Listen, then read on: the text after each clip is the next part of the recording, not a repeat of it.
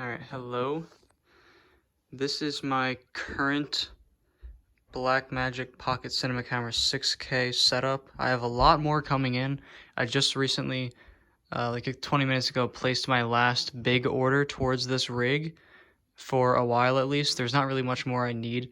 I pretty much have everything I want except a shoulder rig and then like the handles up front. And I'm probably going to need more batteries, and of course, I need to vastly improve my lens collection. I also want to get some audio stuff and a gimbal, but that's coming later.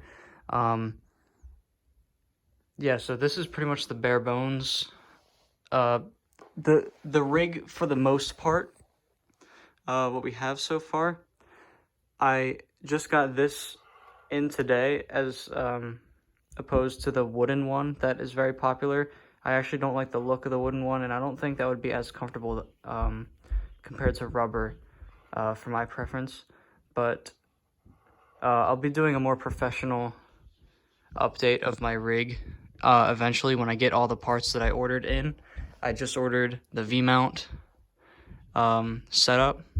I have the plate going beneath the camera, the V-mount plate, some small rods. I think they're like 15mm rods. And what else do I have coming in? I have the D-tap to WiPo, so I could power my camera with the V-mount. I also have a little phone holder.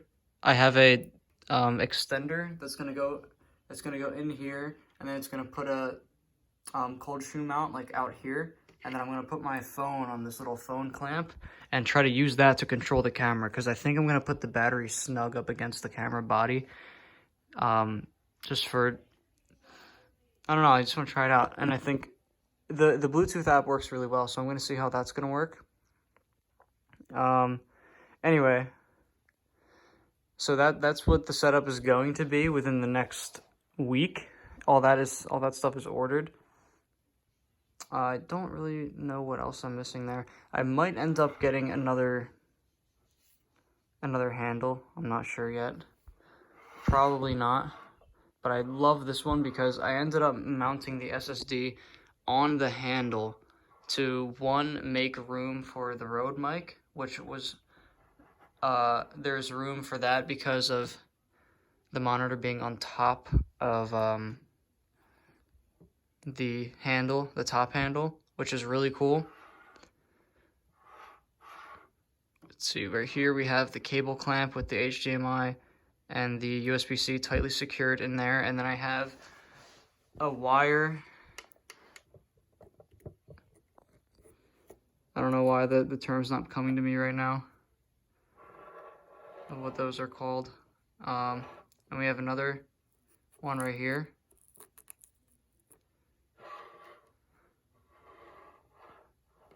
I'm just gonna call them cable management straps. Is it cable straps? I forget what Linus calls them, but I know they're like a meme on his channel because his are so expensive or something. So this is an awesome handle. It makes the camera so much more stable to hold, and this rubber feels super high quality and nice. And you actually tighten it with the Allen key. So I have 3 Allen keys built in right now. There's an Allen key under here that stays there magnetically, and then of course there's the one in the top handle. And all of them are the same same size and do the same thing, which is pretty much, I could take apart the entire cage with one of them. And then there's one underneath. So yeah, right now I have that set up with the SSD up top here, which I really like it over here. I think it looks really cool, and it's out of the way of the mic and the other cables. And it'll be easy to take the grip off for transport, because my plan for that is I'm going to unscrew this handle, put it in my transport bag, and then I'm going to unscrew the top handle, and then everything should be okay. Because I already tried the unscrewing the top handle and the monitor and putting it in my bag, and it worked fine. So I think if I just take this off and keep the SSD mounted to it, but leave all the cables with the camera, I'll be able to pack that up, take it out, and then be ready to run and gun like right away. Within 30 seconds, I would be able to shoot. Just tighten a few screws. So I like how I have everything set up right now, especially cable management wise. The HDMI is like a perfect length, maybe a little too long, but that's not a bad thing because who knows what future rigs I'm gonna do. It could come in handy to have that little extra length, but when I have it set up like this, it looks really, really good. It doesn't, I can always just push it like that. It doesn't really interfere with your fingers too much as it looks like it might, because your lower fingers kind of go down here, and then your pointer is like on the aperture and the record button. Let's see, what else do I got going on here? Oh yeah, the Andy Scene monitor mount is cool. I like it a lot, but the only thing I don't like about it is that the cold shoe mount for it is slightly small. So it like wiggles a tiny bit, and there's literally nothing I can do about it unless I like, I don't know, put foam on it or something, just something to make it a little bigger. And then we're using the Sony batteries up here. I think these are 980s because I have the DC out, which is also powering the camera. This is powering the monitor and the camera at 7.4 volts, I believe. And it works great. It really does work great. And this is the 7-inch FeelWorld 279 monitor, ultra bright, 2200 nit. It is insanely bright. I actually use it on 20 brightness just fine, 20 out of 100 brightness. Let's go ahead and turn it on.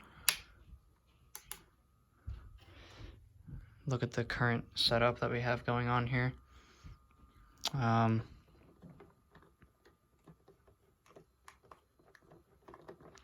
my FeelWorld is a little glitchy. I don't know if they're all like that because it's kind of like a cheap brand. But I don't know. I might contact them and ask for a new one, but I'm not sure yet. I already sent my other one back. This is my second FeelWorld because the other one was broken. So I'm kind of done with them. It works. It's not perfect, but it works.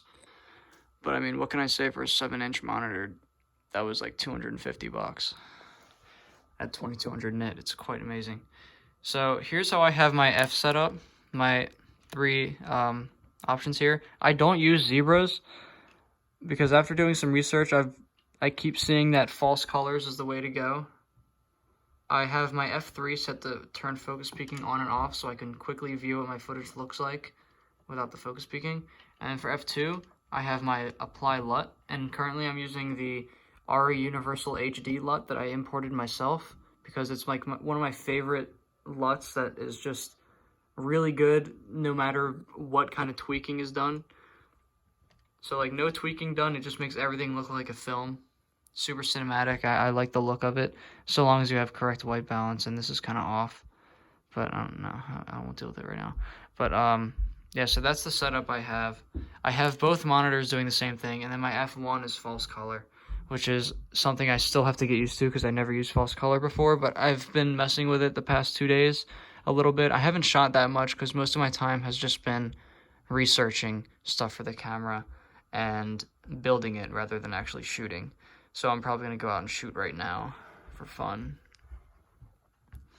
But yeah, this is the build. I've spent just over $3,500.